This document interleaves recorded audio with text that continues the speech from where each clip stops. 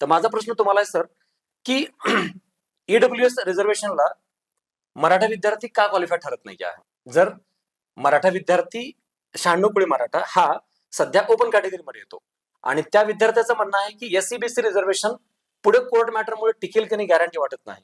तर मी EWS form भरलं तर काय प्रॉब्लेम आहे? तर त्याच्यावर तुमचं मत काय? बरोबर आहे. मग हा एक मोठा इंटरेस्टिंग मुद्दा आहे. कोर्टाने जे म्हटलं की हे एक वर्ग आधारित आहे, तर आपलं जे एससी एसटी ओबीसी आहे तेही खरं तर आपण वर्ग आधारित मेन आहे.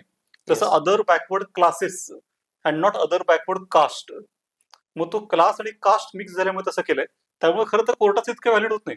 आणि याच्यामध्ये मुद्दा काय होतोय की याच्यात 2-3 मुद्दे मला असं वाटतात की काय कसा प्रॉब्लेम होतोय सगळ्यामध्ये, की जर आपण अशा प्रकारे ईडब्ल्यूएस अशी वेगळी कॅटेगरी करतोय, तर ही जी मुलं आहेत, मी जसं मराठा कॅटेगरीची मुलं आहेत, त्यांना तर प्रॉब्लेम असा होतोय की ते ईडब्ल्यूएस मध्ये बसतातच की त्यांचे जे निकष आहेत तेच कशाला, हे एससी एसटी आणि ओबीसी आहेत, त्यातले जवळजवळ 80 ते 90% कॅन्डिडेट्स हे ईडब्ल्यूएस ला पात्र ठरू शकतात.